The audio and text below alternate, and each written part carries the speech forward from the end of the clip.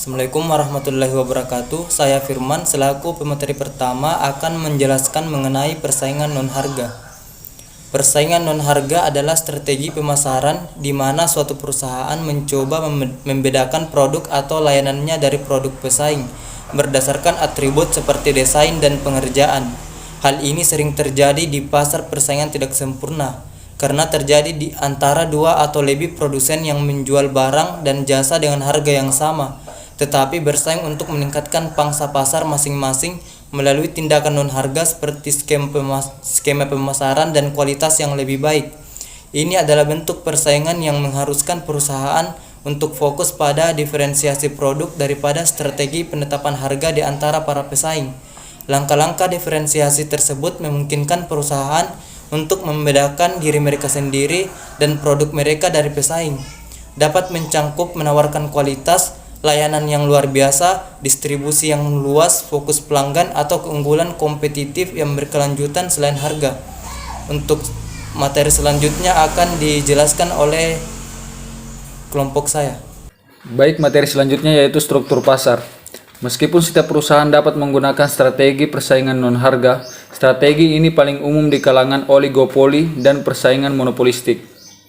Persaingan non-harga sering terjadi dalam oligopoli di mana beberapa perusahaan mendominasi pasar karena sedikit perusahaan yang ada di pasar. Perusahaan-perusahaan ini cenderung bersaing dalam ukuran non-harga untuk membedakan diri mereka sendiri. Kompetisi seperti itu akan dikenal sebagai persaingan kualitas di mana perusahaan oligopolistik bergantung pada intensitas peningkatan kualitas mereka untuk bertahan hidup. Untuk membedakan diri mereka dengan baik, perusahaan-perusahaan ini dapat bersaing dalam harga, tetapi lebih sering perusahaan oligopolistik terlibat dalam persaingan non-harga karena kurva permintaan mereka yang tertekuk. Selanjutnya, persaingan monopolistik. Monopoli struktur pasar juga terlibat dalam persaingan non-harga karena mereka bukan penerima harga. Karena memiliki harga pasar yang agak tetap, yang menyebabkan permintaan tidak elastis, mereka terlibat dalam diferensiasi produk. Pasar monopolistik terlibat dalam persaingan non-harga karena pasar dirancang di mana perusahaan mendominasi pasar. Untuk bertahan, mereka harus berinovasi dan meningkatkan pengembangan produk mereka untuk menarik konsumen. Teori perdagangan baru menunjukkan bahwa model persaingan monopolistik memainkan peran besar dalam menjelaskan tren perdagangan dalam pola di mana pengembangan produk mendorong diferensiasi produk. Di bawah persaingan monopolistik, perusahaan terlibat dalam persaingan non-harga untuk berinovasi dan lebih meningkatkan citra merek mereka. Di sini saya akan menunjukkan pembahasan tentang persaingan non-harga dalam halnya cabang utama. Persaingan non-harga di sini perusahaan menciptakan jalan baru bagi diri mereka sendiri untuk tetap lebih kompetitif di pasar yang mana banyak pesaing dengan harga yang agak kaku. Nah, di sini cabang utama itu terbagi atas dua yang bisa teman-teman lihat. Yang pertama itu produk differentiation, di mana bertujuan agar membangun produknya lebih dari para pesaingnya untuk memenangkan pangsa pasar.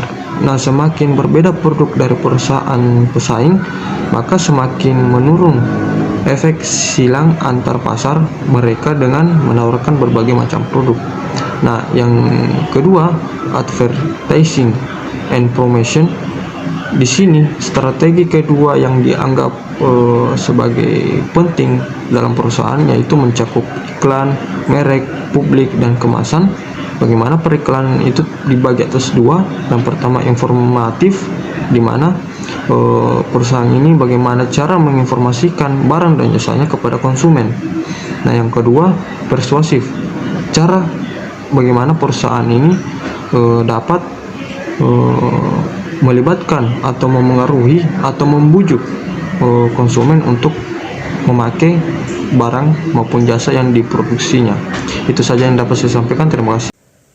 Selanjutnya yaitu cabang utama persaingan non-harga. Ada dua cabang utama persaingan non-harga. Aliran persaingan non-harga tersebut mencakup diferensiasi atau perkembangan produk dan periklanan atau promosi. Contoh persaingan non-harga. Banyak cara bagaimana perusahaan dapat terlibat dalam persaingan non-harga untuk meningkatkan pangsa pasar mereka dan mempertahankan basis pelanggan mereka. Perbedaan antara persaingan harga dan persaingan non-harga yaitu perbedaan utama antara persaingan harga dan persaingan non-harga adalah kasus tradisional di mana persaingan harga dan dalam produk homogen, di mana produk sangat sulit untuk dibedakan dan hanya dapat diproduksi dalam bentuk minimal. Selanjutnya saya akan membahas mengenai perbedaan antara persaingan harga dan persaingan non-harga. Perbedaan utama antara persaingan harga dan persaingan non-harga adalah kasus tradisional di mana persaingan harga ada dalam produk homogen, di mana produk sangat sulit untuk dibedakan dan hanya dapat diproduksi dalam bentuk minimal. Keadaan seperti itu akan mengakibatkan perusahaan bersaing dengan harga yang mengarah ke perang harga. Persaingan harga terjadi sebagai akibat dari keseimbangan antara penawaran dan permintaan barang tertentu. Persaingan non-harga melibatkan segala bentuk atribut non-harga lainnya dan produk atau layanan yang dirancang untuk menangkap pangsa pasar sebanyak mungkin. Persaingan non-harga berkisar pada persaingan secara kualitatif di antara produk dan layanan. Dengan hubungan dengan kurva permintaan, persaingan harga mengisyaratkan bahwa perusahaan menerima kurva permintaannya dan memanipulasi harganya untuk mencapai tujuannya. Namun, persaingan non-harga berusaha mengubah demografi dan bentuk kurva permintaannya dengan beradaptasi dan berinovasi. Selanjutnya kita bahas mengenai keuntungan dan pentingnya persaingan non-harga. Persaingan non-harga ini relevan pada 3 bidang seperti yang terdapat pada slide, yaitu ekonomi, bisnis, dan hukum. Yang pertama pada bidang ekonomi. Pada persaingan non-harga tidak akan terjadi yang namanya perang harga, di mana harga dapat menghancurkan profitabilitas satu pemain, bahkan seluruh pemain di pasar. Kemudian persaingan non-harga secara konsisten akan menghasilkan diferensiasi produk, terutama di antara perusahaan-perusahaan monopoli, sehingga akan terciptanya keragaman yang lebih besar dalam penawaran produk dan dapat menguntungkan serta meningkatkan utilitas atau kepuasan konsumen melalui berbagai cara. Selanjutnya pada bidang bisnis.